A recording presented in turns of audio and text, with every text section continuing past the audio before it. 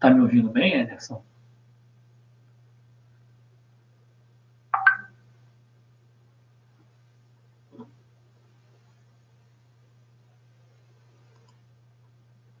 Hoje eu estou num local diferente aqui da casa, que minha esposa está precisando usar o escritório lá a trabalho, e eu estou tendo que usar uma outra sala aqui. Eu não sei como é que fica o som aqui, aí vocês vão me dizendo por aí.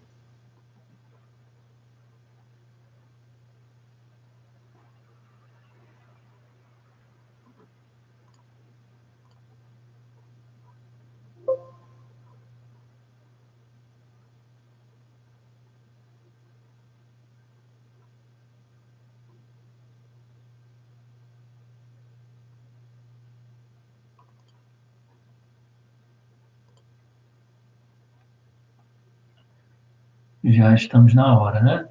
Já posso começar ou esperar um pouquinho o pessoal chegar? Diz para mim aí no chat. Ok.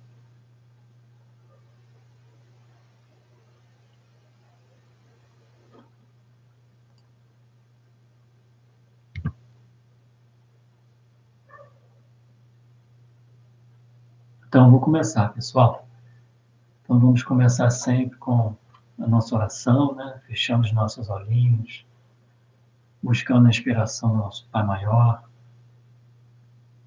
a inspiração de Francisco, de toda a família franciscana, para que possamos, Senhor, fazer um estudo tranquilo, instrutivo,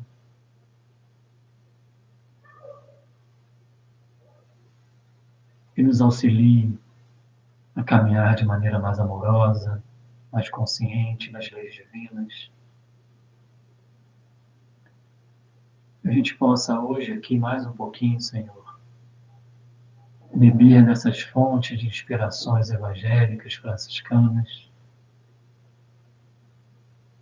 para fortalecer a nossa fé, renovar o nosso ânimo, a nossa boa vontade, para que sigamos para diante, Senhor, mais seguros, mais fortalecidos, mais preparados para os grandes desafios de nossa alma e dos momentos de transição que enfrentamos. Que o nosso coração se abra hoje, que a espiritualidade facilite a nossa compreensão e que formemos aqui nesse estudo, Senhor, um elo familiar de harmonia, de concórdia, para que a gente faça um pouquinho de luz em nós e aqui na Terra. Gratidão, Senhor, sempre por todas as coisas. E que assim seja, graças a Ti.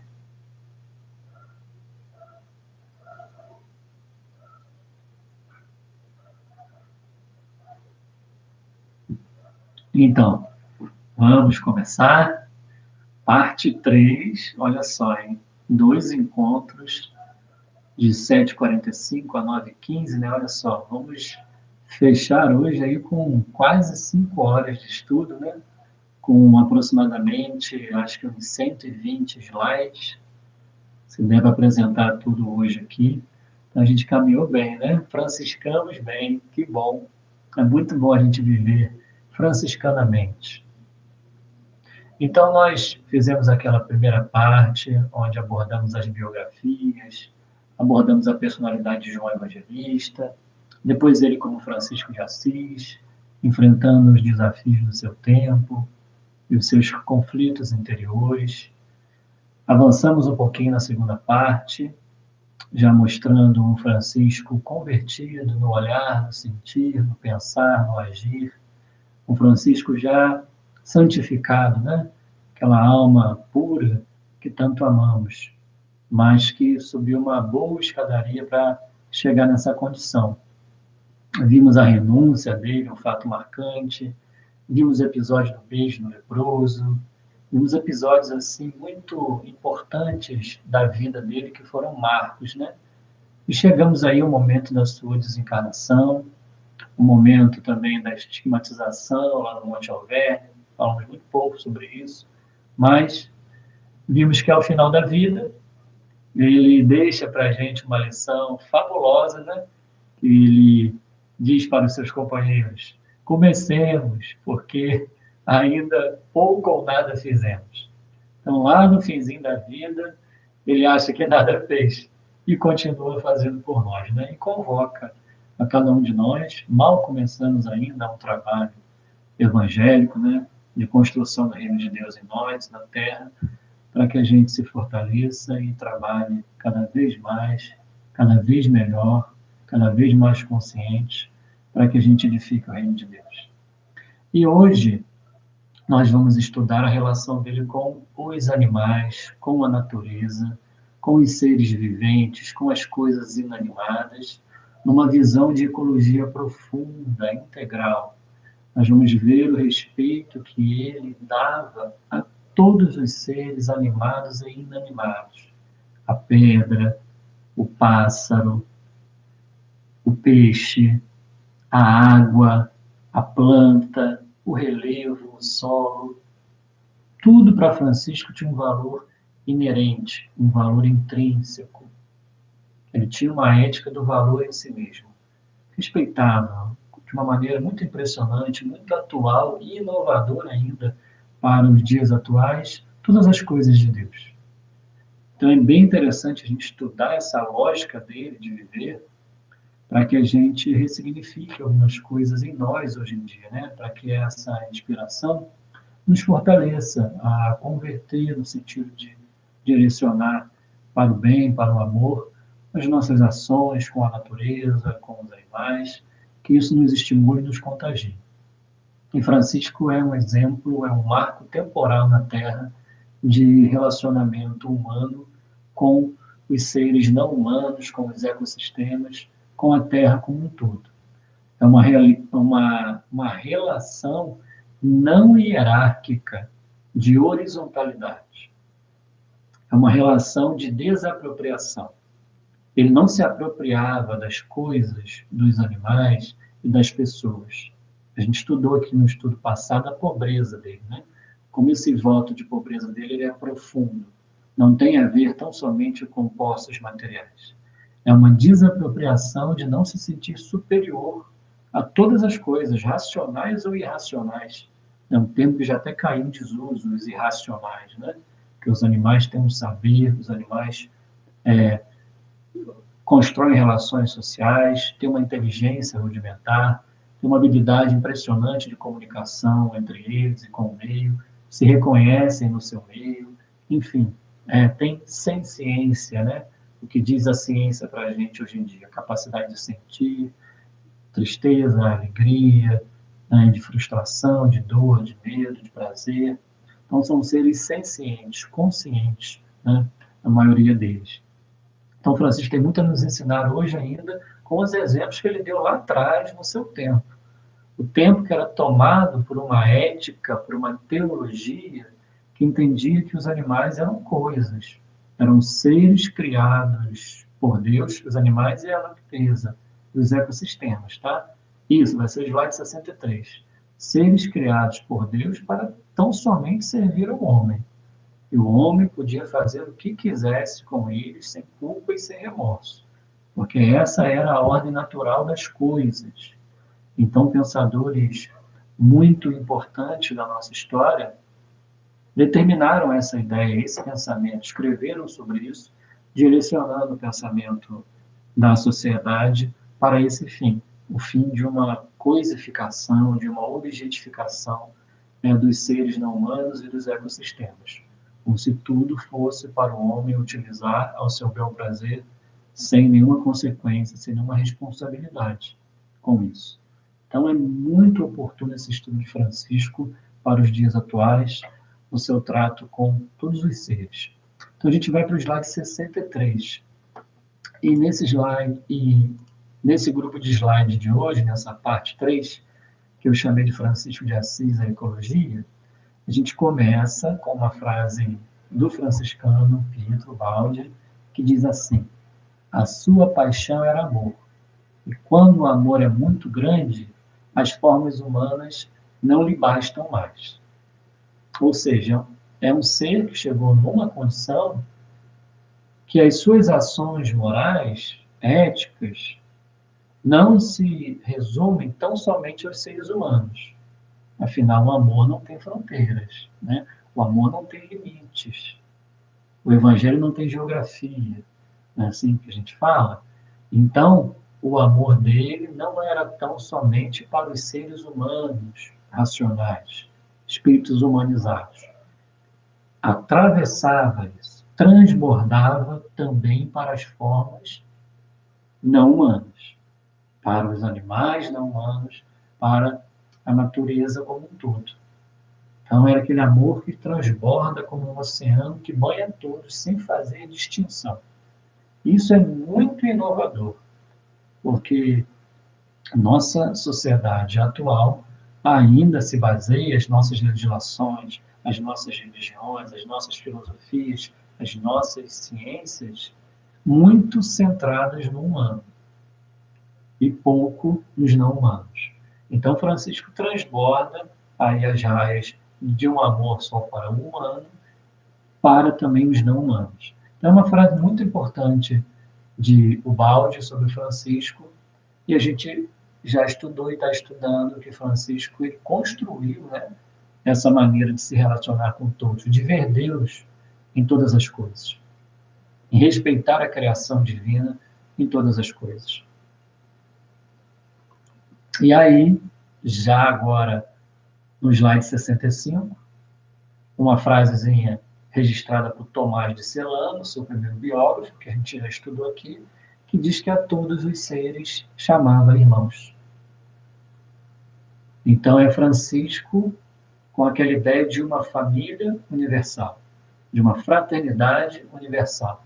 de uma horizontalidade entre todos os seres. Se há um Deus, somos todos filhos dele, num grau de horizontalidade. E vem daí até, né, uma ideia de humildade, que lá no grego, que foi para o latim e chegou no português, que significa humus, que vem de terra. Então, humano, humanidade, vem de humus, vem de terra, ou seja, horizontaliza, coloca todos nós no mesmo patamar. Rompe com essas hierarquias, né, que a gente já tanto conversou aqui, que tanto nos afastam uns dos outros, que tanto nos divide, que tanto gera guerras, conflitos, né, violências. E isso também vale para a nossa relação com os não-humanos, que a partir do ponto que a gente se acha maiores do que eles, não os tratando como verdadeiros irmãos, a gente violenta, a gente escraviza, a gente explora sem noção de responsabilidade. Então, quando a gente inverte essa lógica, essa hierarquia para uma não hierarquia, para uma horizontalidade, enxergando a todos como irmãos, e se somos, e se temos uma idade evolutiva, como espíritos humanizados, maior, é para quê?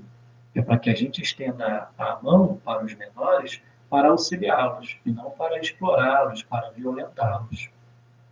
Assim como nós fazemos com as nossas crianças humanas no planeta. Se elas têm uma idade biológica inferior à nossa, adultos, a gente não estende as mãos para elas para violentar, mas para educar, para dar de comer, né, para ensinar a falar, a ler, né, a serem seres éticos, moralizados, elevados. Então, da mesma forma, se os animais não humanos, né, e todo um ecossistema podemos chamar de inferiores a nós em idade evolutiva, devemos, da mesma forma, estender as mãos para oferecer roteiros de evolução, para amar, para cuidar, como jardineiros desse grande jardim celeste que é o planeta Terra. Então, é também uma frase marcante, um registro marcante, e a palavra irmão para Francisco, a gente já conversou aqui, é profunda, é de uma significação muito de família universal, realmente, de fraternidade universal. Então, eu selecionei aqui 8 registros espalhados nas biografias, nas fontes franciscanas, de Francisco de Assis, com não só os animais não humanos, mas também com a água, com a árvore, né? Com o ecossistema como um todo. Não só o animal como indivíduo, mas também, né, a ecologia integralmente dizendo. Mas antes da gente entrar nesses 8 encontros de Francisco, por exemplo, Cântico das Criaturas, que é uma poesia mística linda, que ele, no momento de muita dor, né, de muito sofrimento, ele teve a capacidade de ditar, né? O encontro dele com a cigarra, o encontro com o lobo lá de Gúbio, a relação dele com o irmão Peixe, o Natal dos Animais, que é um evento simbólico muito importante para a gente estudar, a liberdade que ele dava às rolinhas, né, não aprisionava nenhum dos seres, né, a sua relação de ecologia profunda no trato com a água, com as plantas, né, e também a sua relação com os cordeirinhos, um evento também muito importante. Antes da gente entrar em tudo isso, a gente precisa fazer um estudo histórico curtinho da construção da relação nossa, de seres humanos, com tudo que não seja humano. E localizadamente com os animais não humanos. Ok, galera? Vamos nessa? Então, vou fazer algumas provocações para vocês. Tá? Qualquer pergunta, mande aqui do lado que a gente vai respondendo.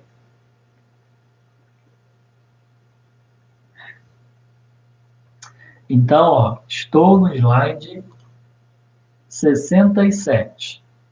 Então, vamos falar da construção histórica da relação homem-animal. Vocês estão vendo os slides? Estão acompanhando? Porque eu vou precisar que vocês vejam pelo menos esses 3 aqui agora. Então, para provocar vocês, a gente dar um rumo aqui legal à nossa conversa, eu peguei 3 notícias dos jornais aí mais visitados, dos sites mais visitados, sobre aquele crime que ocorreu lá em Brumadinho. Então, a pergunta que eu faço a vocês, nessas 3 notícias, agora, desse ano, atualíssimas, de sites de maior visitação, o que falta nessa notícia? Por que hoje, no século XXI, a gente ainda publica notícias sobre crimes, desastres, tragédias ambientais dessa maneira aqui? Então, a primeira notícia vai dizer: sobe para 166 o número de mortos identificados na tragédia da Vale, lá em Brumadinho. Então, são 3 notícias que vão dizer a mesma coisa, que vão registrar apenas algumas vidas como importantes, como relevantes. Deixa eu ver se vocês estão falando alguma coisa. Não estão. Então, são 3 notícias, já dando a resposta da provocação, que vão registrar apenas as mortes humanas naquele vasto ecossistema de Brumadinho, onde rompeu aquela barragem. Quais vidas haviam ali? Havia só vida humana ali? Quem construiu aquele solo? Quem morava, habitava e sustentava aquele rio? Quem purificava aquele ar? Quem mantinha essas relações de interdependência de um ecossistema ali? Eram só os seres humanos? Será que os peixes, os anfíbios, os répteis, as plantas, as árvores, as raízes que mantinham aquele solo firme, todas aquelas relações ali ecológicas, os biomas, os ecossistemas, não são também vidas importantes? Não tem seu grau de relevância? Então, por que no noticiário atual, o mais visitado, publica-se tão somente registros de perdas de mortes humanas? Essa é a reflexão e a provocação. Estamos no século XXI e ainda estamos como se estivéssemos em tempos medievais, dando importância só às vidas humanas. Isso tem nome técnico, que é antropocentrismo, que é o homem no centro de tudo, né? Todas as coisas devem gravitar para os interesses humanos.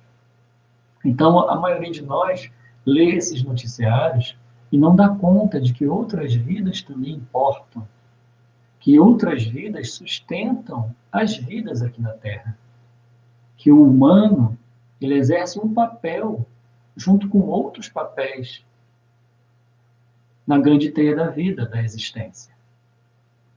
Então, que cada papel é complementar ao outro. Nada existe sem o papel do outro. Então, os animais não humanos, os ecossistemas, trabalham incansavelmente e sustentam a vida na Terra, assim como a gente deve também trabalhar incessantemente para sustentar a vida aqui na Terra, não violentá-la. Então, não importa ali só a vida humana. Na verdade, foi a vida humana que causou aquela tragédia ali, né? Matando o rio, todos os seres que habitam o rio, né? Matando aquele solo que foi todo poluído, né? Matando os peixes, os anfíbios, os répteis, né?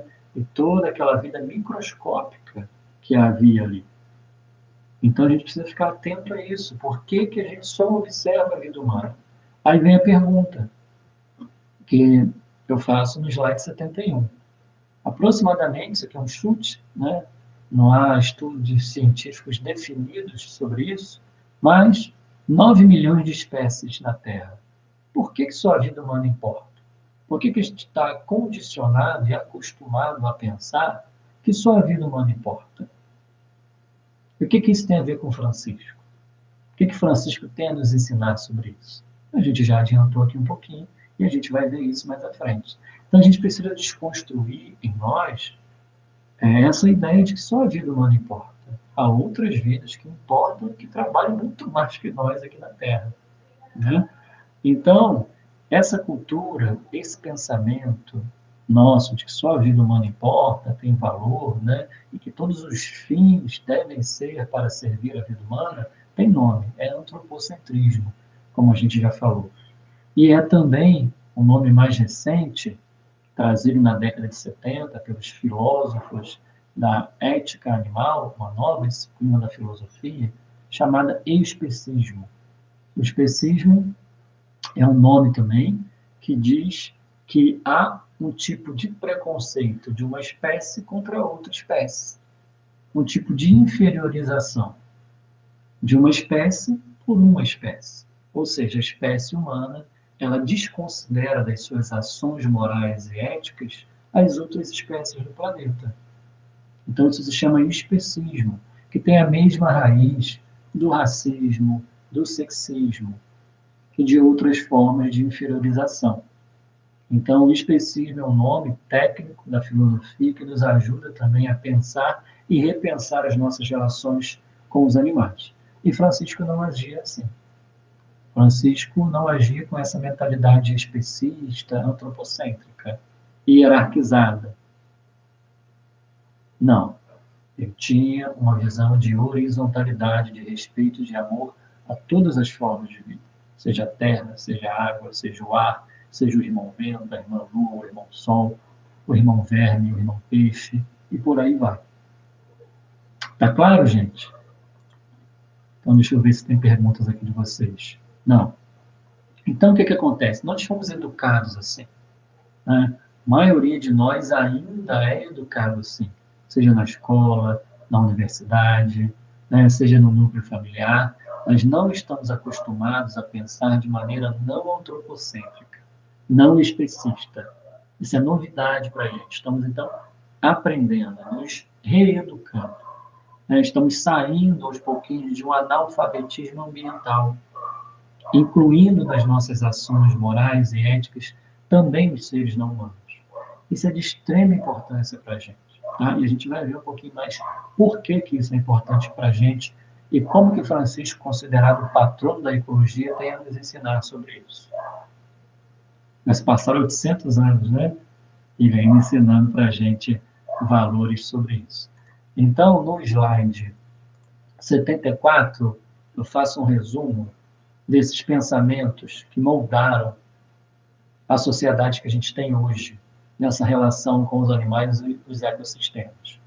Então, nesse slide 74, houveram grandes pensadores, famosos, importantes, que advogaram para uma ideia de que os seres não humanos e os ecossistemas têm um valor instrumental, têm um valor de coisa, de propriedade para servir aos seres humanos.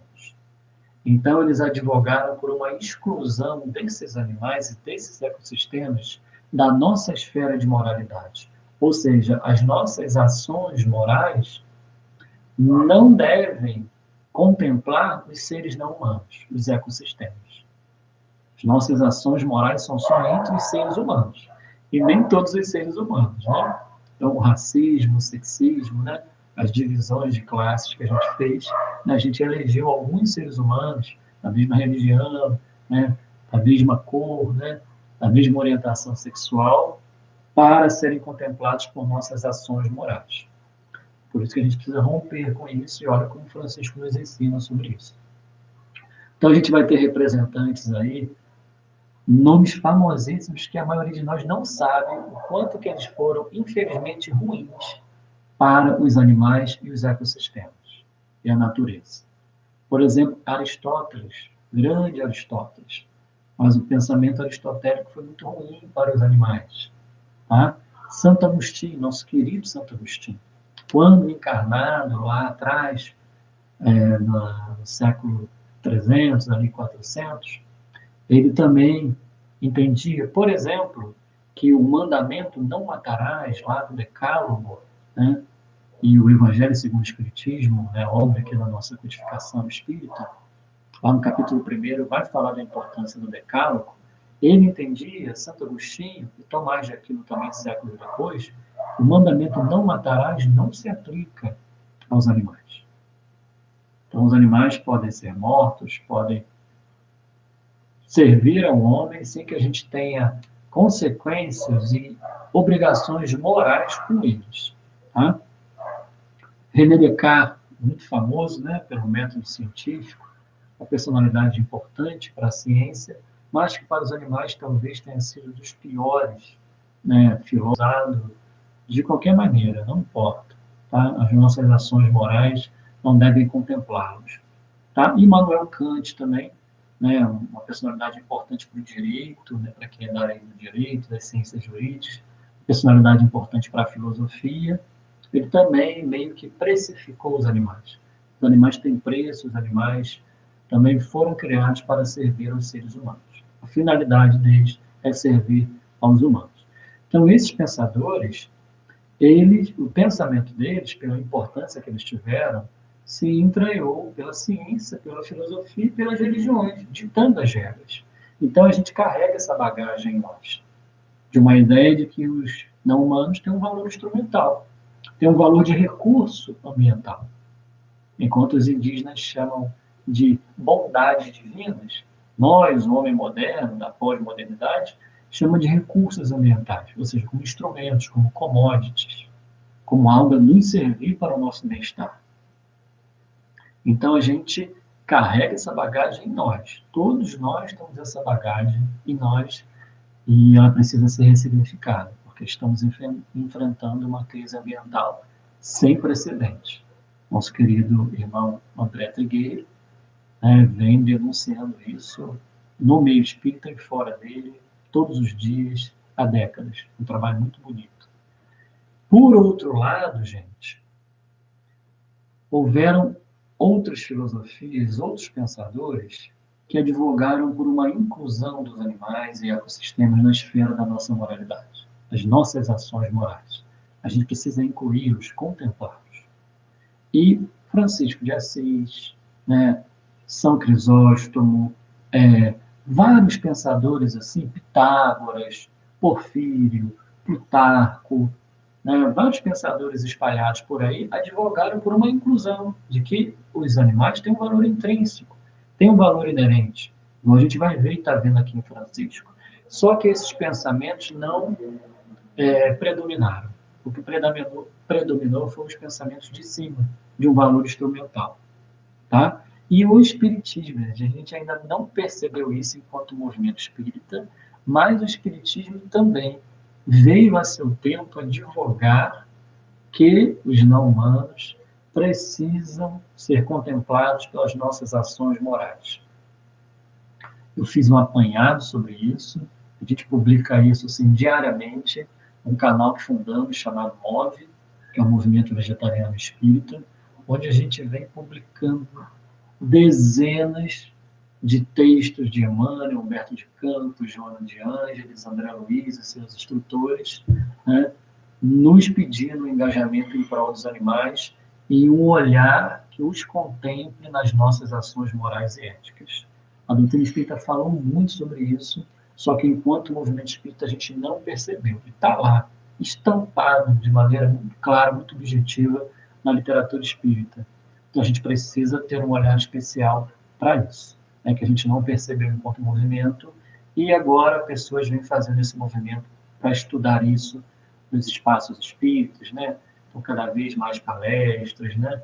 Para que a gente vá olhando também esse lado da doutrina espírita tão bonito, que vem em contraposição, fazendo uma contracultura a esse pensamento materialista que exclui os animais e ecossistemas da esfera da nossa moralidade, tá?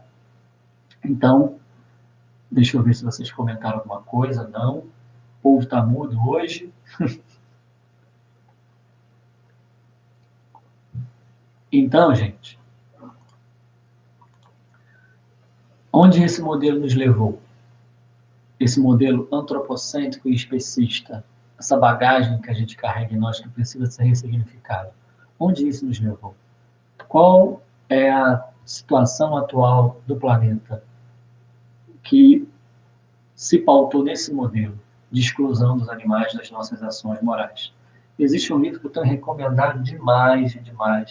Recomendo a vocês. Aí vai falar muito de Francisco de Assis. É o livro chamado A Vida dos Outros, escrito por dois frades capuchinhos. Eles são teólogos, são filósofos, editado pela editora Paulinas, ou seja, a editora talvez mais importante da Igreja Católica. Então, a gente vai ter, dentro da Igreja Católica, uma publicação que vem pedindo para a gente uma transformação, uma conversão profunda das nossas relações com os animais e a natureza. Olha só, a gente talvez não tenha uma obra dessa em nosso meio espírita, mas a Igreja Católica publicou uma obra dessa, e fazendo uma teologia de libertação animal, uma ética de libertação animal, que é o subtítulo desse livro aí. Tá? Então é um livro muito importante, vai trazer para a gente informações sobre os direitos dos animais, vai trazer para a gente um panorama de como que está a situação do planeta hoje e, pautado numa teologia de estudo do Antigo e do Novo Testamento, renovando pensamentos católicos, apontando para onde a gente precisa ir. Então, eles vão fazer um apanhado das nossas relações com os animais e vão falar para a gente de maneira muito séria, repetindo outros pensadores, sociólogos, filósofos, antropólogos, dizendo que a nossa relação com os animais se resume em 5 campos de concentração, muito diferente da maneira com que Francisco vivia lá com os animais. Então, a gente abusa dos animais, aqueles colocados como animais de estimação. Claro que há muitos irmãos que tratam com muito respeito, com muito amor, mas há muito abuso quanto a isso, tá? Então, animais que são aí, né, tem suas orelhas cortadas, o rabo cortado, tem mutilações para beleza, para estética, né? Animais que são muito humanizados, né? Que não respeitam as suas características ainda de animais. Então, animais para entretenimento, né? Esportes aí, rios de galo, farras de boi, vaquejadas, né? Muito contestadas e proibidas legalmente até hoje em dia, né? Sem entrar muito nesse mérito. Mas rodeios, por exemplo, né? E o único ser que não está feliz ali são os animais. Os humanos felizes, se divertindo, o animal sofrendo, sendo sacrificado, né? Abatido e escorraçado. Então, animais como instrumentos de pesquisa, né?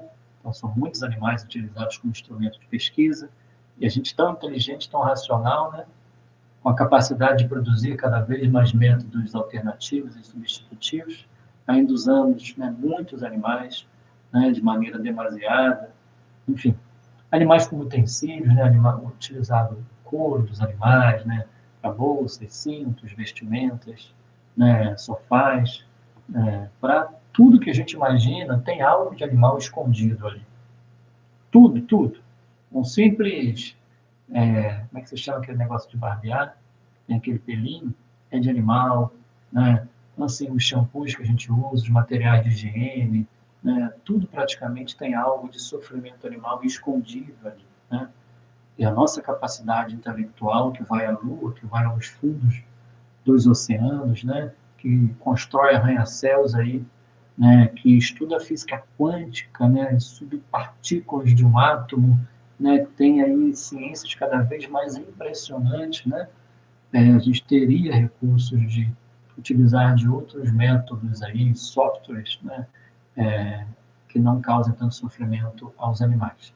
E também para alimentação, né? É um número muito grande de animais sacrificados para alimentação humana, onde a gente poderia já estar se alimentando, né? Isso está mudando cada vez mais, né?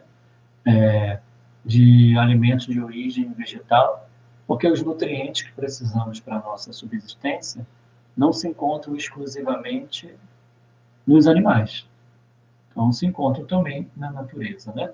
Então não é exclusivo do animal os nutrientes que a gente precisa. O reino vegetal também está repleto de nutrientes que a gente precisa. Então são 5 campos de concentração que a gente precisa olhar para isso para caminhar e renovar, né? Cada um da maneira que pode, né? Então, vou trazer aqui alguns dados, gente, para assustar a gente mesmo, para quem não conhece. Deixa eu ler aqui uma pergunta. Admiro este movimento vegetariano, mas para mim, Ederson, ainda gosto de carne nessa vida ainda. Ah, eu sei disso, né? Eu passei por isso, tá? Eu, hoje em dia, não consumo mais, fazem 7 anos, eu não consumo mais animais, mas eu já tive, né, um hábito, uma mente de quem consumia, né, de quem consome animais, né? Então, assim, a gente não é educado culturalmente para isso ainda, né? Mas, assim, não é difícil, como parece ser. Há muito tabu relacionado a isso, tá? Mas a gente tem que fazer o que a gente pode, o que a gente consegue, e se esforçar, né, para a gente renovar. Com muito respeito a todos, né? Eu não gosto de nenhum tipo de radicalismo, de imposição, né? Não gosto dessa dicotomia de consumidores de animais e não consumidores de animais, essa luta, né? Trato isso com muito respeito. Mas, assim, tem muito tabu sobre isso. Então, qualquer um de vocês que quiser informações sobre isso, me procura. Eu posso ajudar vocês. Tá? Tem muito tabu, muita desinformação. Tem uma cultura muito grande que não permite que a gente veja coisas simples do nosso dia a dia, que a gente já poderia modificar e ajudar muito os animais e a natureza, tá? Mas então, olha só, gente, coisa séria aqui pra gente, muito séria. Olha só, nós somos 7 bilhões, né, de encarnados. Então a gente está matando 70 bilhões de animais terrestres por ano para consumo. Ou seja, 10 vezes mais do que a população dos seres humanos. E nós resolvemos o problema da fome no planeta? Não. A fome no planeta aumentou, segundo o último relatório de 2018. Então está muito desequilibrado, muito desequilibrado. E se a gente parar para pensar, 70 bilhões de animais mortos, quanto sofrimento envolvido nisso, né? Qual o impacto ambiental disso tudo? Então é um número muito alarmante que a gente precisa ficar muito atento sobre isso, né? Então, assim, cada passo que a gente dá, não vou consumir carne um dia da semana, 2 dias da semana, ou vou tirar a carne aqui de casa do final de semana, né? E os alimentos de origem animal, já vai ajudar muito, já vai ajudar muito. Porque o número é muito grande, né? Por exemplo, 100 milhões de toneladas, gente, de peixes, né? De animais marinhos, né? Que são incontáveis por ano. É muita coisa. A gente já tem aí mais de 500 zonas mortas no oceano, que a pesca industrial vem, né, dizimando aí o oceano, né? Então a gente tem 115 milhões de animais usados por ano para pesquisa científica, para estudo científico, e todos esses seres são sencientes, tá, gente? Tem essa capacidade de sentir dor, sofrem, sabem que estão sendo levados, né, para serem abatidos. Eu sei que esse assunto incomoda, né, gera um grande desconforto, né, mas é importante demais que a gente fale sobre isso. Tá, gente? Então, esses números são muito assustadores. A gente precisa olhar para isso. E no slide 78, fazendo referência ao livro A Caminho da Luz, do nosso querido benfeitor Emmanuel, né, um livro emblemático, importante para a gente aprende lá que Jesus foi o divino escultor aqui da Terra. Ele que criou, que modelou, né, que moldou o planeta Terra, né? Ele foi o verbo da criação terrestre, né? Foi pelas suas mãos divinas que a Terra foi construída. Ele estabeleceu os regulamentos, os estatutos evolutivos aqui da Terra. Deu condições de vida a todos os seres aqui da Terra. Então, será que essas condições que Jesus deu, as vidas trazidas para cá por Jesus, só a vida humana importa? Será que Jesus se preocupa só com a vida humana? Foi tudo construído para o ser humano? Obviamente que não, né? Todo esse trabalho dele, de sei lá quantos milênios, para que a Terra, né, se estruturasse, desse condições para que tantas vidas, milhões de espécies aqui habitassem, ele não vai reduzir isso só a uma espécie. É muito egoísmo nosso achar que a vida se resume à espécie humana. É muita cegueira nossa, realmente, né? Então, citando o Evangelho de João, capítulo 10, versículo 10, tem uma frase que eu acho muito importante para a gente pensar esse assunto, e pensar Francisco, e pensar o Cristo, né? É quando ele diz: vim para que todos tenham vida, e a tenham em abundância. Todos tenham vida, e a tenham em abundância. Será que Jesus quer dizer vida em abundância só para os seres humanos? Será que Jesus teria um pensamento antropocêntrico especista? Obviamente que não. Obviamente que não, né? Então aí a pergunta que eu faço, né, para mim, para todos vocês, estamos permitindo vida em abundância para os animais, cumprindo, né, essa lição de Jesus? Não estamos, não estamos. A vida de um animal na natureza que viveria 15 anos, né, porcos e aves e outros, né, estão reduzidas a 6 meses, a 1 ano de vida, né?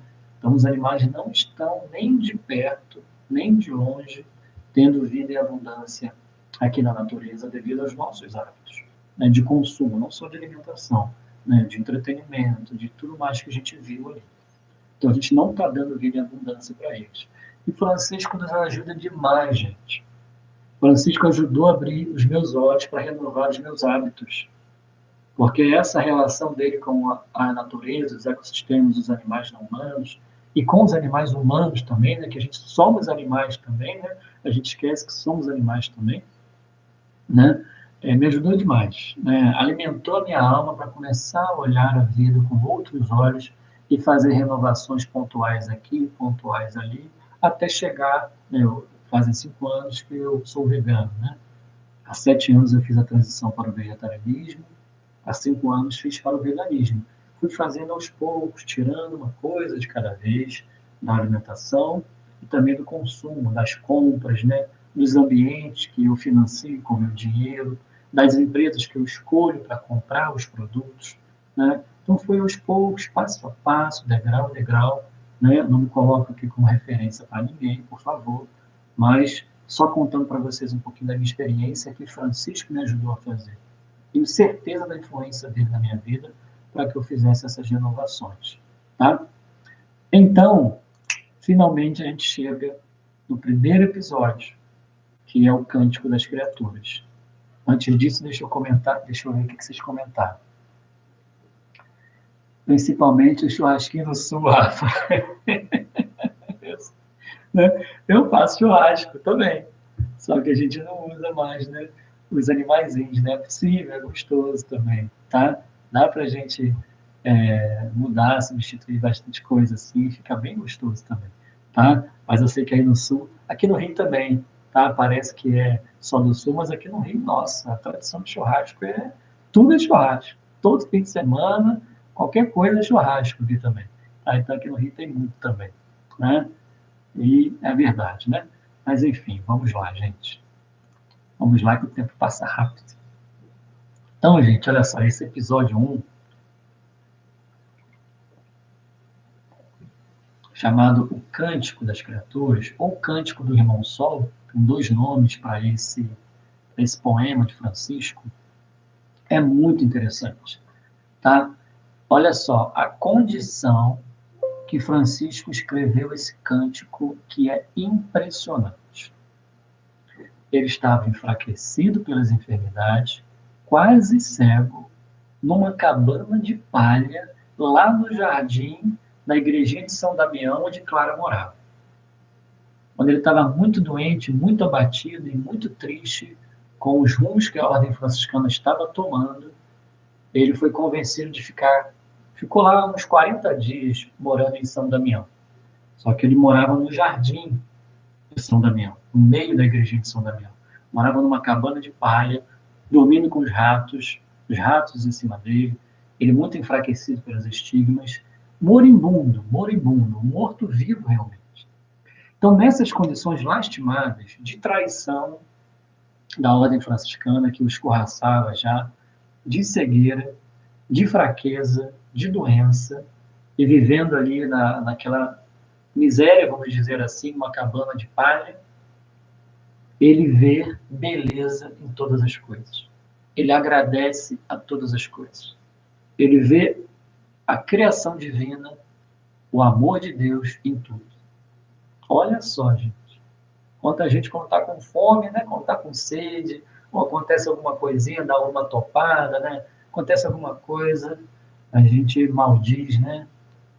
Tudo, todos, né? E às vezes até a Deus. Então, Francisco, em condições lastimáveis, ele vai compor um cântico a todas as criaturas.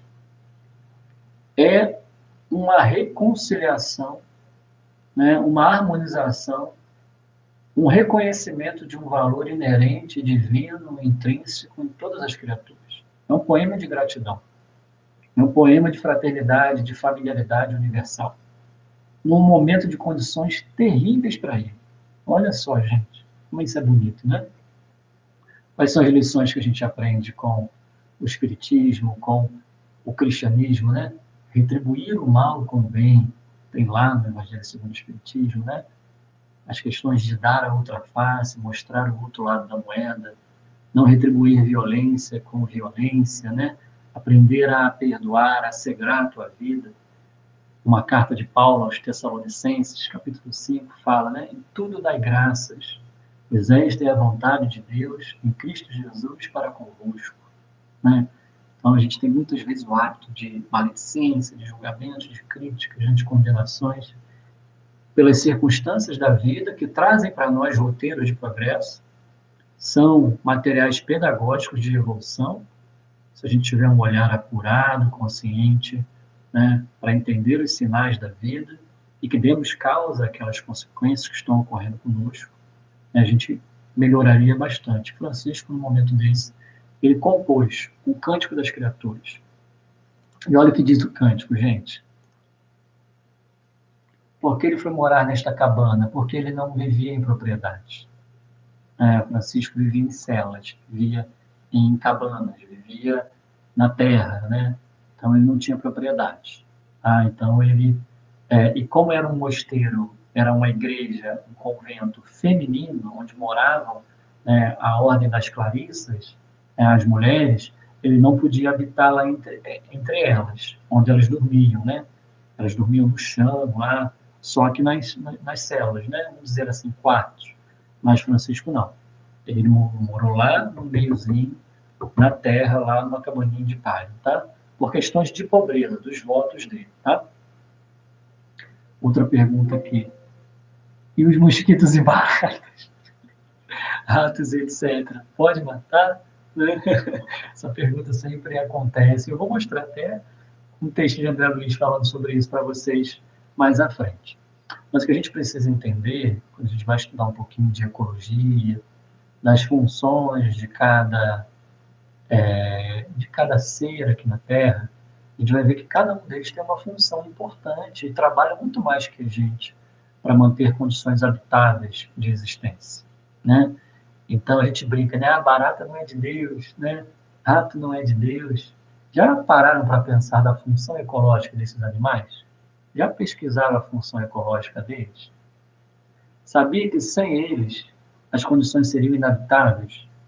A barata, por exemplo, a barata ela consome ali o gás metano. Se não fossem elas, talvez seria inabitável aqui a, né, os ambientes aqui populacionais. Então, ela tem função. E quem ditou essas características de que esses animais são coisas assim, estranhas, coisas que precisam ser destruídas, ser afastadas, mortas? São criações humanas nossas, né? Claro que há as questões das doenças, que a gente precisa ficar atentos a isso, né? Só que nós produzimos uma quantidade imensa de lixo. Nós fazemos uma reprodução absurda, né? Artificial de animais, né? Nós queremos uma superpopulação concentrada, né, em lugares assim, produzindo muitos gases de efeito estufa, condições assim muito ruins. Então, a proliferação de animais, de insetos, né? E a gente quer resolver isso da maneira mais simplória possível, que é o quê? Matando. E a gente já causou em 40 anos uma extinção de 60% das espécies. Estamos vivendo a sexta extinção, uma extinção acelerada, talvez uma das piores que a gente já viu. E a gente sabe que isso é por mãos humanas, né? Isso é chamado de antropoceno, muitas vezes, né? É um conceito, né, de geologia, né, que não dá mais para se explicar as condições atuais do planeta, excluindo os seres humanos daqui. O ser humano, ele é realmente o acelerador, né, ele explica as consequências do planeta que a gente está vivendo aí, de problemas graves. Se começar a falar aqui, a gente vai embora e a gente não faz o nosso estudo, tá? Mas a gente precisa ficar atento a isso, né? As condições que a gente gerou e há outras maneiras também da gente lidar com esses animais que a gente considera assim ruins para nossa casa, para tudo isso. Não existe só a maneira de matá-los, né? Existem outras maneiras também, tá? Mas a gente precisa cuidar de nós, né, gente? Claro, né? Precisa cuidar da nossa saúde, né? Precisa cuidar da nossa conservação, né? A gente precisa se ficar preocupado com as doenças que muitos animais transmitem, enfim, precisa equacionar isso, mas com respeito, né? Voltando à cabana, ele foi por causa da deturpação dos franciscanos, deixou eles e foi para a cabana. Francisco, ele largou, ele nunca teve a vocação política, de administrar uma ordem, tá? E nunca teve vocação para isso. A questão dele era cara a cara, era homem a homem, era relação fraternal entre todos. Não era administrar coisas, propriedades, leis, né, estatutos de uma ordem, tá? Então, a gente já conversou aqui que ele escreveu uma regra, né, que era muito simples, que não existe, até hoje não sabe dessa própria regra. Depois ele foi obrigado a escrever uma regra de vida bem grande, porque a ordem franciscana aumentou muito. Então os franciscanos não queriam viver a pobreza que ele vivia, eles queriam ter livros, queriam ter propriedades, queriam um monte de coisa, e que não era o que Francisco queria para a ordem franciscana. Francisco dizia que a ordem que ele recebeu, que os princípios de vida que ele recebeu vêm de Deus, vêm de Cristo, né? Então, assim, deturparam tudo. Então, ele largou, assim, a presidência da ordem, né? Elegeu lá os ministros gerais, né, os líderes da ordem franciscana, e, como cresceu muito a população dos frades, tinham frades que sequer conheciam Francisco. Então, os princípios da ordem começaram a se deturpar realmente, né? Então, começou-se a ter propriedades, né? Começou-se a ter livros, começou a ter divisão de classes, né? Cargos, assim, né? Então, ele teve que se afastar, deixar a ordem seguir. Ele desapegou da ordem, porque a ordem não era dele. Lembra que a gente conversou de uma conversa dele com Clara de Assis? Né? Ele estava triste lá com Clara de Assis, nessa ocasião aí, porque ele estava vendo a deturpação da ordem. E claro, Francisco, você não é pobre? Então, você não é o dono da ordem, não. O dono da ordem é Cristo. Desapega da ordem. Aí ele se libertou. Eu sou pobre, eu não sou dono da ordem. Se ela quer seguir esse caminho, é com ela. Eu vou continuar vivendo com os meus irmãos de maneira fraterna daquilo que eu acredito. Mas a administração vai ficar por conta deles. Mais ou menos por aí, tá, gente? Mas as pragas é a questão das doenças no lar. Como eu falei, a gente precisa dar conta disso. Precisa cuidar da nossa higiene, tá? Só que a gente precisa cuidar do nosso lixo, separar o lixo, né? Dar uma destinação certa para o lixo, produzir menos lixo, né? Na verdade, muitas das coisas que a gente acha que é lixo não é lixo, né?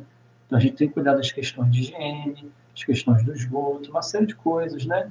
Que proliferam, né? Insetos e tudo isso, né? E, claro, né? Se precisar fazer, como é que se diz, né? De inseticida, esqueci, né? Se precisar, tem que cuidar, né? A gente se meteu numa enrascada, né? Difícil, a gente precisa cuidar da nossa saúde, dos nossos filhos e tudo mais. Tá, gente? Tá, acabou aqui. Vamos lá.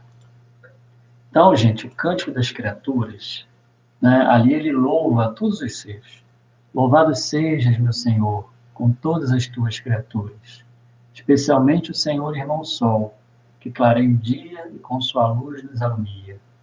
Louvado sejas, meu Senhor, pela irmã Lua e as estrelas, que no céu formastes claras e preciosas e belas. Louvado seja o irmão Vento, o ar, o sereno, e por aí vai. A irmã Água, a irmã Fogo, a irmã e Mãe Terra. E no finalzinho, ele traz aqui mais uma bem-aventurança, né? Olha só, lá no Sermão do Monte, né? Mateus 5, em diante. Então a gente vai ver que Francisco diz: bem-aventurados que sustentam a paz, que por ti, Altíssimo, serão coroados. Então ele nos convoca para que a gente seja um sustentador da paz, né? Então Cristo falou lá atrás, né? Bem-aventurados pacificadores. E Francisco fala: bem-aventurados que sustentam a paz. Então, a gente precisa também sustentar a paz, além de pacificar, de construir a paz. Né? Sustentar aquilo que já foi construído de cultura de paz e construir cada vez mais cultura de paz. Então, aqui ele também fala, ele traz uma nova bem-aventurança, né? Vamos dizer assim. Então, no momento de penúria, né, ele vê beleza em tudo, né? Isso é muito importante para a gente. Se a gente parar para olhar de maneira mais consciente as circunstâncias da nossa vida, a gente vai ver que a gente tem muito mais a agradecer. Muito, ainda mais nós espíritas, né? E temos aí uma noção de lei, de causa e efeito, de ação e reação, de planejamentos reencarnatórios, né? de tudo isso.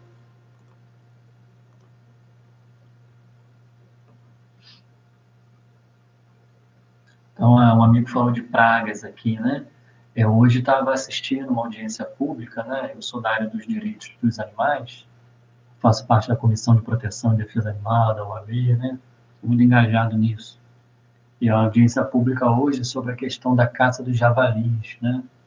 Então, é considerado como praga também os javalis, né? Tem uma discussão muito profunda sobre isso, né? De introdução dos javalis aqui, e que usam cães para caçar esses javalis, e os cães também se machucam, morrem, muitos deles. Então, é uma questão muito complexa e profunda, que a gente se meteu num buraco, e muitas vezes a gente quer resolver da maneira mais simplória possível, né? Não quer resolver de maneira demorada, a longo prazo, só que mais eficaz, com menos violência e crueldade possível, com todos os envolvidos, né? Então, as questões são muito complexas, né? As respostas não são simples, não são simples. Tem que olhar todos os ângulos, né, para a gente construir um caminho aí de menos violência e crueldade possível com todos. Então, o episódio 2, gente, a gente está falando de animais aí, né, de insetos que causam espanto. Quem é que tem medo de cigarra? Né? Se aparecesse uma cigarra aqui agora, na sala aí de vocês, né, onde vocês estão, vocês iriam sair correndo, iriam jogar chinelo nela, dar vassourada nela? A gente vai ver como é que Francisco agia quando aparecia uma cigarra, tá? E fazendo uma brincadeira com vocês, né? Isso aqui eu uso muito em palestra, é muito engraçado, né? Eu mostro assim uma cigarra, né? Aí o pessoal já lembra de barata, já olha assim, né? Com medo daquilo, né? Aí olha o que André Luiz falou. Está lá no livro Sinal Verde. Nunca prorromper em gritos ou exclamações se um inseto ou algum pequeno animal surge à vista. Olha só, né? A maioria sobe na mesa, mata o animal, cheio de violência, insetos, né? E André Luiz traz essa lição para a gente. E olha o que o Francisco fez, gente. Olha que ingenuidade, que doçura, que é uma habilidade dele com a irmã Cigarra. Então, olha só, havia na Porciúncula, que é lá a igreja de Santa Maria dos Anjos, reconstruída por São Francisco, que foi a base da ordem franciscana, que eu já contei para vocês. Ao lado da cela do santo, onde ele dormia, uma figueira, onde uma cigarra cantava incessantemente. Só que um dia, o bem-aventurado pai chamou-a com muita amabilidade. Tem um item no Evangelho segundo o Espiritismo, amabilidade e doçura. E estendendo-lhe a mão, disse: Vem cá, irmã cigarra. Olha só, o que a gente faria, né? Sai para lá, vai cantar lá não sei onde. Ou cigarra chata, né? Vamos matar esse bichinho. E olha o que Francisco faz, gente. Vem cá, irmã cigarra. Porque a cigarra, o que ela faz? Ela canta, dentre as funções ecológicas dela. Então, se ela canta, o que Francisco fez? Ora, eu vou cantar junto com ela. Não vou, né, matá-la, enxotá-la. Se ela canta, ela tem a função dela, eu vou contemplar esse canto dela e vou cantar junto com ela. Olha só um pensamento diferente, né? Então ele diz, e ela, como se tivesse tino, que é entendimento, imediatamente lhe voou para a sua mão. E ele diz, canta, irmã cigarra, e louva jubilosa ao Senhor, teu Criador. Então olha como um olhar diferente. É um olhar que reconhece o valor intrínseco inerente nos seres. Não um olhar de um valor instrumental, um olhar de um valor de violência, né? De exclusão dos animais da nossa esfera de moralidade. É um olhar diferente que nos ajuda muito. Então, ele, como tinha a linguagem do amor, conseguia transmitir o seu pensamento, se comunicava com os animais não humanos, né? Aí cigarro voou pro dedinho dele. E ele cantou junto com a irmã cigarra. E dócil, imediatamente, se pôs a cantar, e não parou, enquanto o santo, unindo seu louvor ao canto dela, lhe não ordenou que voltasse para o sítio onde ficava. Olha a lição que ele deu para os frades, que estavam lá juntos dele. uma lição de respeito, de doçura, de amabilidade, de respeito para com os animais não humanos, respeitando, né, renovando o entendimento da época, o entendimento teológico e científico da época, e filosófico da época, excluir os animais da esfera da moralidade. Então, Francisco aqui, né, ressignificando valores, né, e indo mais fundo nisso ainda, já agora encelando, de novo, até pelos vermes tinha afeição. Os retirava do caminho para que não fossem pisoteados e esmagados.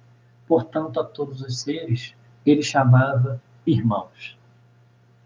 E aqui eu tenho que contar para vocês, talvez vocês já conheçam essa historinha, aquela historinha, deixa eu ver a pergunta aqui, esta estátua de Francisco era a imagem dele? Essa estátua está lá em Santa Maria dos Anjos, até tirei uma foto com ela, né? E é uma representação de um artista, né? Ninguém sabe ao certo como que era a imagem de Francisco, né? Seus biógrafos, né, escreveram um pouquinho sobre isso. Há uma diferença ali entre uma coisa ou outra, mas ninguém sabe ao certo, né? A imagem que dizem ser mais parecida é essa do material, que está lá na capa do material nosso aqui, que é uma pintura de Giotto, né, que foi um frade também, posterior a Francisco, tá? Que se baseou em uma das biografias de Francisco, a de São Boaventura, e retratou aquela pintura. Tá? Então, ao que tudo indica, ele não era bonito, era muito baixinho, muito magro, né? Mas que tinha um magnetismo no olhar e um magnetismo no falar. E então era muito atraente nesse sentido, mas de beleza física não tinha, tá? Características físicas dele estão espalhadas aí na biografia.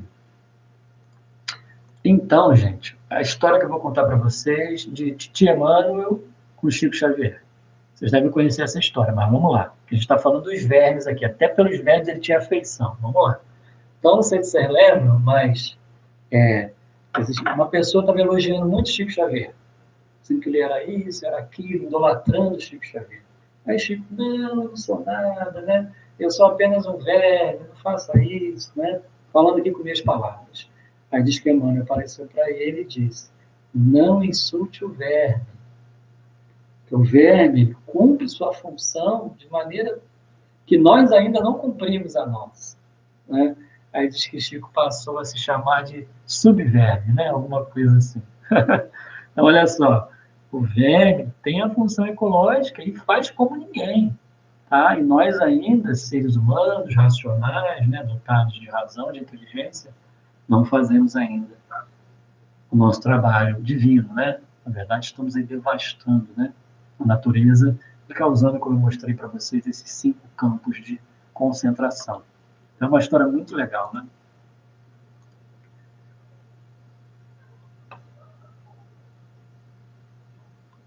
Na obra de Miramês tem uma pintura.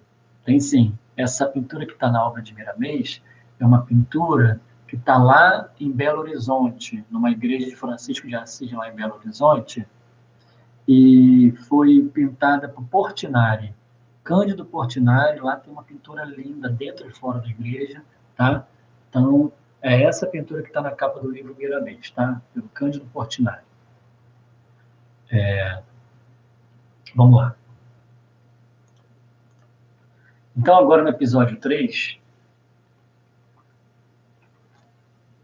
a gente vai ver a relação de Francisco com o Lobo de Gúbio, uma história muito conhecida, que está lá no Fioretti, um dos livros mais conhecidos da literatura franciscana. Aí um compilado de histórias contadas por frades e por livros sobre o Francisco de Assis. E lá no capítulo 21 a gente vai ver a história de um lobo descrito como sendo muito feroz, estava atacando os animais, atacando as pessoas, e as pessoas estavam acuadas dentro lá do condado, né, de Gúbio, lá da cidade de Gúbio. E essa história, ela revela para a gente coisas muito transcendentes.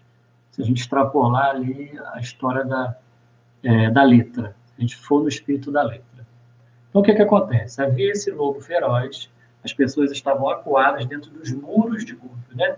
Então, as cidades eram divididas por muros, né? Com fortificações, né? Os conflitos, as batalhas, né? Eram muito corriqueiras. Então, as pessoas saíam armadas quando tinham que sair, né? Para buscar mantimentos para a população. Então, era uma situação de muito conflito, de muito medo desse lobo. Até que Francisco chega lá em Gúbio. Ele já conhecia Gúbio, era muito amado Gúbio. E a gente vai ver, de um lado, uma população que tem um olhar de um valor instrumental dos animais, um olhar de conflito, de guerra, né? Ele caça os animais, mata os animais, né? Vê os animais como instrumentos, como coisas, como objetos, como propriedades. Então, uma visão de conflito, de guerra, de luta o tempo todo. Tem que domar o animal, domar a natureza, os recursos naturais, né? Então, uma visão assim de afastamento, de muros, realmente. E já Francisco chega lá com a sua visão de uma ética que as coisas têm um valor em si mesmo, de respeito a todos, e sabe dessa história. Ele, o que ele faz? Vai logo sair lá para encontrar esse lobo e conversar com ele. Então, gente, resumindo aqui a história, slide 90, a população sai armada e escondida, né? Já imaginando em Francisco, vai virar em homenagem aí ao Ederson, um churrasquinho de lobo, né? Um espetinho, né, para esse lobo, né? Mas não foi assim. Então Francisco sai, de repente o lobo aparece, né? Aquela boca enorme, aqueles dentões, né? E Francisco começa, com seu magnetismo do amor, a conversar, a emitir uma vibração de amor. No livro do Miramês, que foi citado aqui, lá é explicado essa comunicação magnética com os animais. E lá Miramês ainda diz que nós, homens, vamos descobrir essa ciência de comunicação com os animais ainda. E há registros interessantes, hoje em dia, de pessoas que têm uma capacidade impressionante de comunicação com os animais. Então, Francisco chega lá, o lobo que estava com a boca aberta vai ficando mansinho, e ele diz, anda cá, irmão lobo. Olha a diferença. Irmão lobo, não é o outro que precisa ser, né, caçado, né, agredido. Eu te mando, da parte de Cristo, que não faças mal nem a mim e nem a pessoa alguma. Então ele estabelece uma conversa, o lobo se acalma, se ajoelha, bota a patinha na mão de Francisco e faz um acordo com Francisco, de não violentar mais ninguém. Então o lobo veio mansamente, como se fosse um cordeirinho, e deitou-se-lhe aos pés. Então São Francisco falou-lhe, eu quero, irmão lobo, olha aí a palavra irmão sempre envolvida, fazer as pazes entre ti e eles. Olha só a mensagem da reconciliação. Francisco é conhecido como santo da reconciliação dos homens com a natureza e dos homens com os homens. Dos homens com os animais não humanos. Então ele diz ali para ele não mais agredir as pessoas e os outros animais e fala para a população, e vocês também vão dar de comer a ele, vão tratá-lo como um irmão, vão dar de beber a ele. Ninguém vai agredir.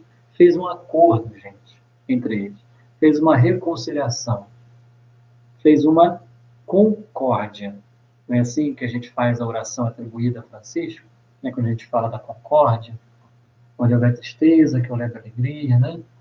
Onde houver violência, que eu leve... Enfim.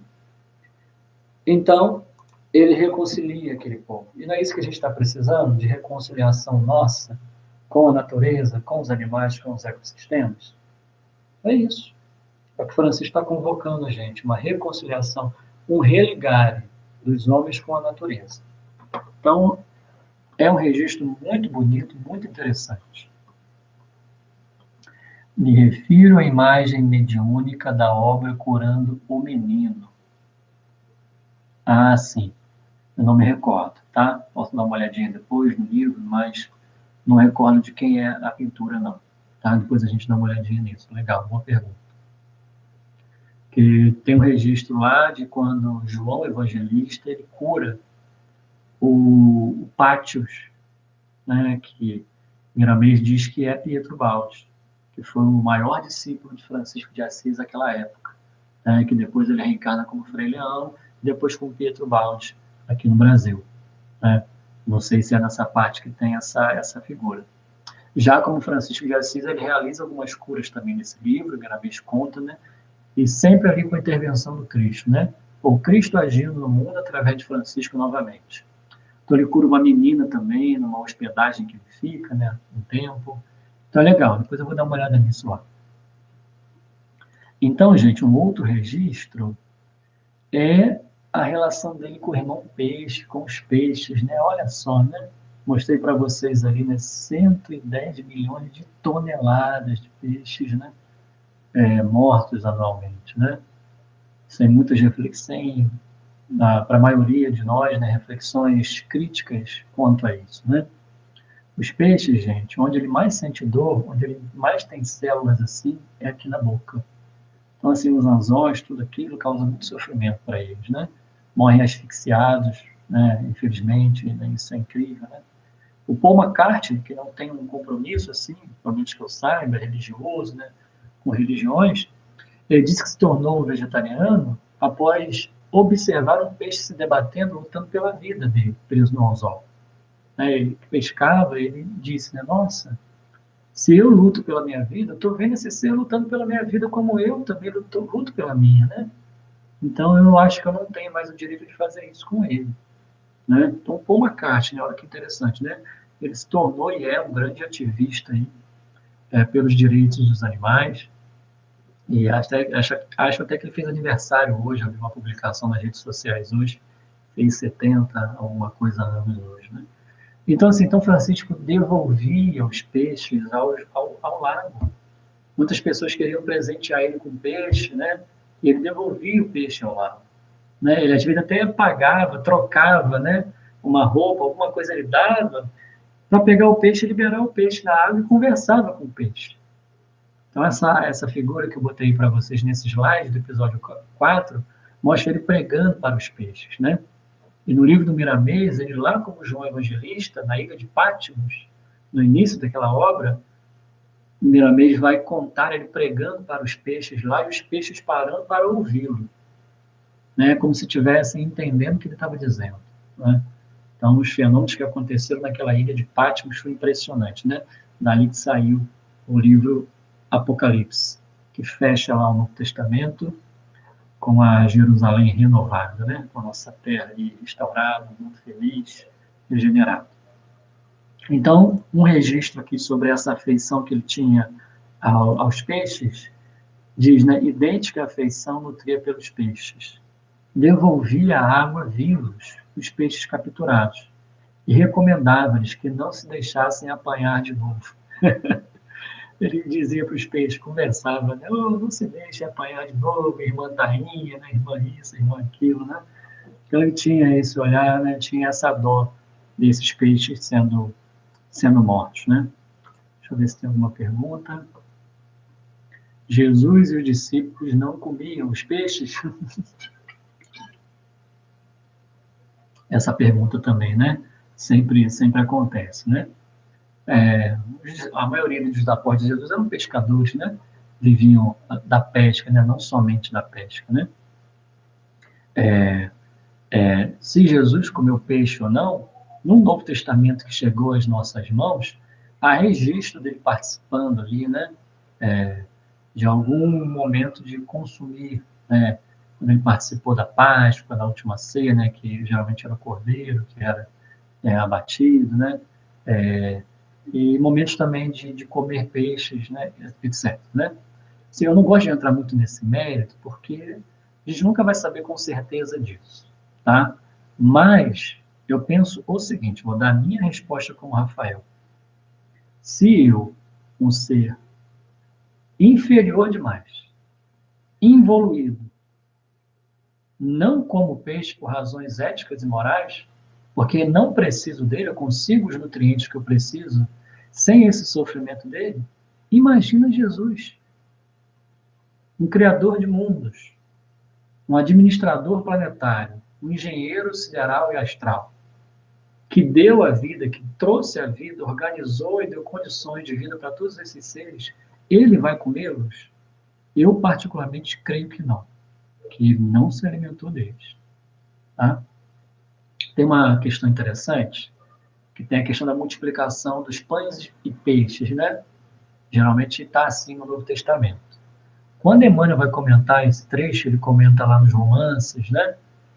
Ele não registra peixes, ele registra só pães. E Jesus multiplicou os pães, e não peixe. Mas, enfim, gente, são respostas que a gente não vai ter. Mas eu creio que Jesus... E há pensadores que falam isso, tá? Por exemplo, Ramatiz fala que Jesus não comia, né? Outros pensadores, né, cristãos falam que ele não comia. Alguns dizem que peixe, na verdade, é o nome de algas, né?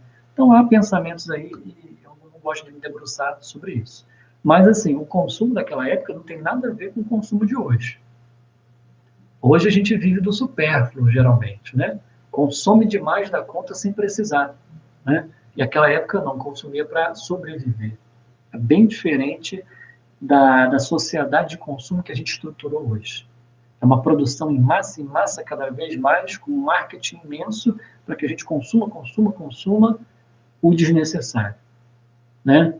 Há um capítulo lá no Livro dos Espíritos, na Lei de Conservação, que fala para a gente do necessário e do supérfluo.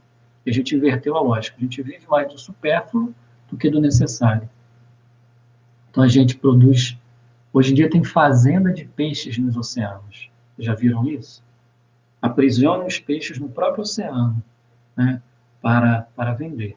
Mas, enfim, gente, a questão... Eu me tornei... Fiz a transição para o vegetarianismo e veganismo pelos animais, pelo sofrimento que é causado a eles e por eu não precisar disso para sobreviver. Os nutrientes que eu preciso para sobreviver não estão só ali, entende? Então eu acho que Jesus também, certamente, ao meu ver, pelos meus estudos e minhas intuições, né, pela minha maneira de ler a vida, ele não consumiu isso, tá? Tem outra pergunta aqui. Como o vinho, assim como o vinho tinha álcool, o vinho fazia parte, né, ali da cesta básica, assim, né, do povo, né? Fazia parte do consumo alimentar deles, né? Então tem toda uma tradição também simbólica ali, bíblica, né, sobre a questão do vinho, né? Mas sim, né, assim como o vinho tinha álcool, não lá foi uma pergunta, né? Me perdi toda aqui. Assim como o vinho tinha álcool, né? Não sei se vocês já pararam para estudar a questão do álcool. As justificativas para o consumo do álcool é que a gente precisa consumir o álcool faz isso, faz aquilo, faz bem para o coração, serve para isso, para aquilo. Não é o álcool em si. É uma substância, se me lembro bem, o resveratrol, alguma coisa assim. São substâncias, por exemplo, que a gente vai encontrar numa castanha, que a gente vai encontrar em outro tipo de oleaginosa, outro tipo de vegetal. Não está exclusivo no álcool. Então, não necessariamente precisa do vinho, eu preciso da cerveja, eu preciso da vodka, eu preciso de uma bebida alcoólica para obter aquele tipo de benefício que pode vir ali do álcool, né? Conforme dizem algumas coisas, estudos, né? Então, não é, a gente tem essa mania de colocar exclusividade em alguma coisa, não é por aí, não é por aí, né? Então, eu não bebo álcool, né? Em nenhuma ocasião, né? Eu conheço as consequências que o álcool causa na sociedade, sobretudo para os nossos jovens. Então, eu não financiaria mais, de maneira nenhuma, a indústria do álcool, né? Porque, para mim, ela causa um sofrimento muito grande ao nosso perispírito, ao nosso corpo físico e as consequências sociais disso, né? E há também estudos bíblicos, né, de exegeses bem interessantes sobre a questão do álcool, né? Não sei nem se foi essa pergunta que eu me perdi, tá? Mas coloquei aqui a minha opinião, tá, gente? Então, sobre os peixes, é essa questão. Ele nutria um respeito e um amor pelos peixes também. Não estou dizendo que Francisco de Assis era vegetariano, vegano, nada disso, gente. Estou dizendo isso não. Estou mostrando aqui registros históricos, está tudo nas obras, nas fontes franciscanas, da relação dele com os animais. Ele se alimentava muito pouco, né? Vivia em oração, né? Muito pouco. E existiam as quaresmas, né? Ele inventou novas quaresmas, que eles faziam muitos jejuns, né? Então existiam os dias sagrados, quartas-feiras e sextas-feiras, que eles faziam, não consumiam carnes.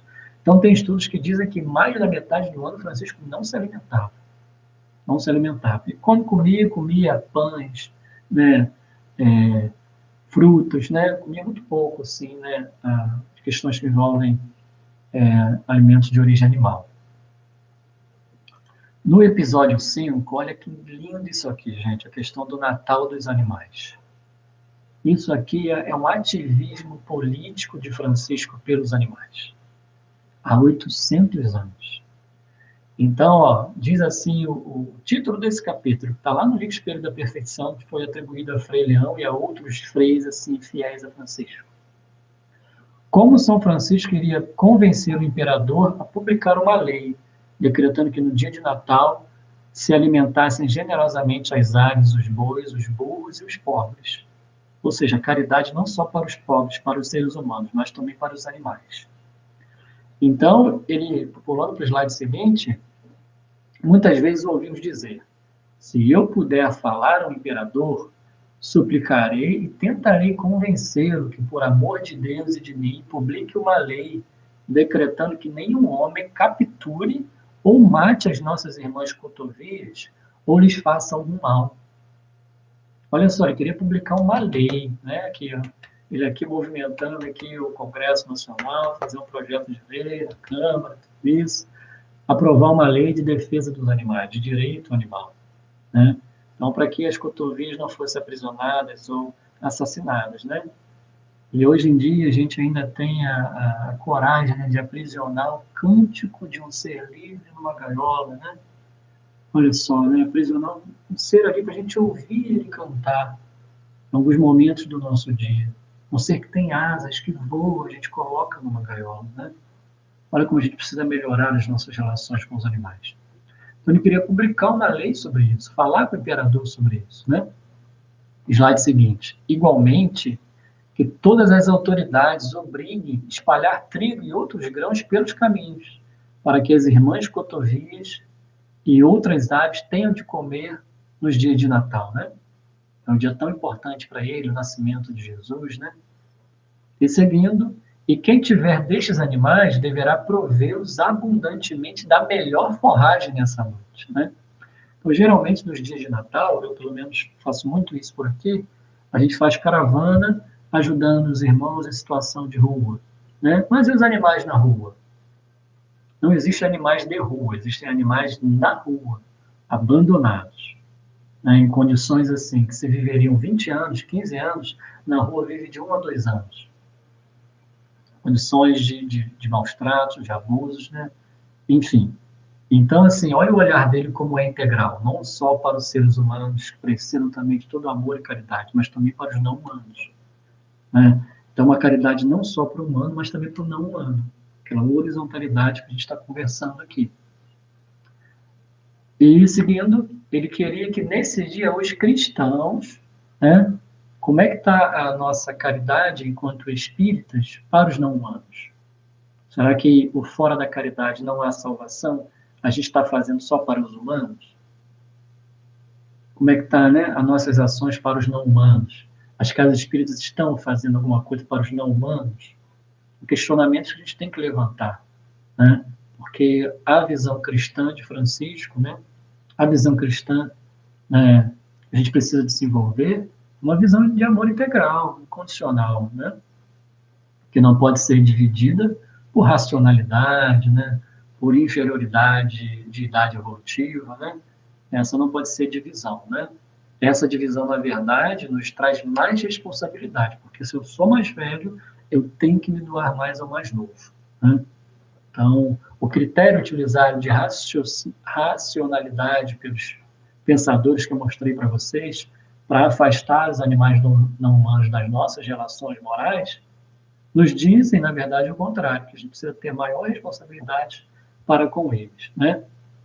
Então, ele diz que nesses dias os cristãos provessem com largueza não somente os pobres, mas também os animais e as aves.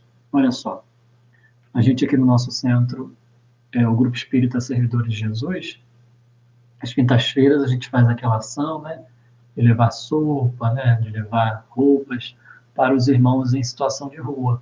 E a gente leva também rações e água para os animaizinhos que geralmente estão lá, cães e gatos acompanhando. esses irmãos em situação de rua. Bom, gente, slide 100, olha só, hein? Vamos acabar, 9:12, né? Caminhamos bem, caminhamos muito bem.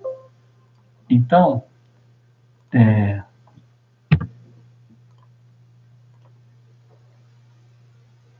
tem outros episódios que não vai dar para ler, porque a gente está em 9:12 já, né? Vamos respeitar o horário. Mas aí fica para vocês, gente, o material. Ó, verem outros registros muito legais para a gente se inspirar em Francisco, e a gente dar passos aí, qualquer passo que a gente puder dar pelos animais e pela natureza é importante, gente. Seja um dia na semana, conversem dentro de casa sobre isso, pesquisem, se informem sobre as nossas relações com os animais, com a natureza, né? Me peçam ajuda, estou aqui à disposição, né? Para mandar material, para conversar, para esclarecer dúvidas, né? Tem muita coisa boa espalhada por aí, para que cada um dê um passinho na medida do possível, do praticável, né? De melhorar as nossas relações com os animais. Então vai ter outros registros, né? Registro com as rolinhas. Eu vou pular aqui para o slide 106, que fala da questão da água. A questão da água não era só com os animais não humanos, como eu falei para vocês. Por exemplo, a gente fala hoje de noções de sustentabilidade. O Francisco já falava isso naquela época. Olha só, slide 106. Quando lavava as mãos, ele tinha sempre o cuidado de escolher lugar apropriado, de modo que não fosse água entornada. Olha só o cuidado com a sustentabilidade, com a conservação, com o não desperdício. A gente desperdiça muita água, lavando calçada, lavando carro, né? Torneira aberta, banho demorado, né? E tudo isso enquanto na África as pessoas passando muita sede, aqui no Brasil as pessoas passando muita sede, sem acesso à água potável, muitas vezes, a gente poluindo os rios, os oceanos, né? Então, Francisco, até na hora de pegar água em algum lugar, ele escolheu o lugar apropriado para não derramar a água, para usar o suficiente e o necessário, sem esbanjar, sem desperdiçar. Olha isso, gente, noções de sustentabilidade tão discutidas hoje e tão utilizadas de maneira de aprendizagem que demora a entrar na nossa cabeça, né? O Francisco já trabalhava com isso. Outra coisa, slide seguinte, recomendava ao irmão que cortava e preparava lenha que nunca cortasse a árvore inteira. E a gente derruba as florestas, né? A cada ano aí 15 mil hectares de Amazônia sendo derrubada, desmatada, né? Mas que deixasse sempre alguma parte intacta para que pudesse crescer. Não cortava tudo. Olha a noção de Francisco, gente. Isso é surpreendente, né? E eu acho raríssimos, na verdade até hoje não encontrei livros de estudos franciscanos ressaltando essas coisas aí. Esses textos, né, em si. Então, gente, pulando para o final, haveria mais coisas. Quero pular para o slide 113, para a gente terminar com ele, que é uma frase da Joana de Ângeles. Deixa eu ver. Vai ter no episódio 4 ou vai finalizar, né? Se quiser finalizar e precisar passar um pouco, fique à vontade. Eu tenho também um compromisso aqui. Vou precisar finalizar. Então, pulando para o slide 113, olha esse trecho lindo de Joana de Ângeles, gente. Ama pelo caminho quanto possas, plantas, animais, homens, e te descobrirás, por fim, superiormente amando a Deus. Qual o maior mandamento que a gente aprendeu no Espiritismo cristão? Com Jesus, amar a Deus sobre todas as coisas e o próximo como a si mesmo. O maior mandamento. E o próximo é só o ser humano? Não. Plantas, animais, enfim, todos nessa visão de horizontalidade não hierárquica que Francisco tenta nos ensinar até hoje. Quando a gente ama os animais, ama os homens, ama as plantas, os ecossistemas, a natureza, reconhece o valor divino em tudo isso, a gente está amando a Deus. Porque afinal, disse Jesus lá no livro Boa Nova, como pode alguém amar a Deus aborrecendo as criaturas, as suas criaturas? Não tem como amar a Deus destruindo a natureza. Então, olha que lindo, gente. Joana de Anjos, né? Quem sabe, né? Alguns dizem que é a nossa querida irmã Clara de Assis. Então, a gente encerra com 115, fazei de mim um instrumento de vossa paz, né? Que fazei de cada um de nós, que cada um de nós se coloque como instrumento da paz de Cristo aqui na Terra para todos os seres, integralmente. Minha filha Canina está ali pedindo comida, batendo na vasilhinha dela, está cheia de fome. Então, vamos partir para os agradecimentos para a gente finalizar. A gente pode trabalhar um outro tema, outro dia, tá? Mas eu acho que tivemos uma boa caminhada em Francisco, né? Mais de 100 slides, né? Mais de 5 horas de estudo, né?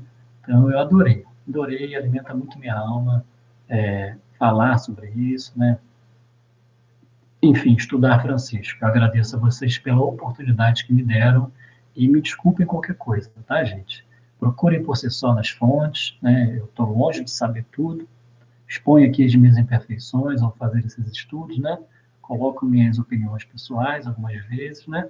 Mas tento o máximo possível fundamentar os estudos e o material está à disposição de vocês. Então, gratidão imensa. Vou fazer a nossa prece para a gente encerrar. Posso encerrar, Ederson? Você quer falar alguma coisa? Alguém quer falar alguma coisa?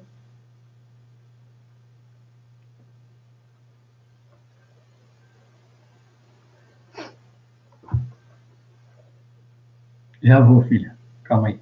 Já vou. Então, acho que posso, né? Não veio mais perguntas. Então, vamos fazer a oração que foi. Tá bom, eu agradeço também, igualmente. Vamos fazer aquela oração, né, a oração da paz, que apesar de ter sido escrita no século XX, né, ali contém realmente o pensamento franciscano, né, a oração que é atribuída a Francisco, mas em verdade deve ter sido inspirada por ele, né, e não está nos registros franciscanos lá do século XIII. Então vamos fechar os nossos olhos para a gente encerrar com a oração que a gente aprendeu com ele. Senhor, fazei de mim um instrumento de vossa paz. Onde houver ódio, que eu leve o amor. Onde houver ofensas, que eu leve o perdão. Onde houver discórdia, que eu leve a união. Onde houver dúvidas, que eu leve a fé. Onde houver erros, que eu leve a verdade. Onde houver desespero, que eu leve a esperança. Onde houver tristeza, que eu leve a alegria. Onde houver trevas, que eu leve a luz. Ó Mestre, fazei com que eu procure mais consolar que ser consolado, compreender que ser compreendido, amar que ser amado, pois é dando que se recebe, é perdoando que se é perdoado, e é morrendo que se vive para a vida eterna. Que assim seja, graças a Deus. Gente, um abraço, tá? Fique com Deus.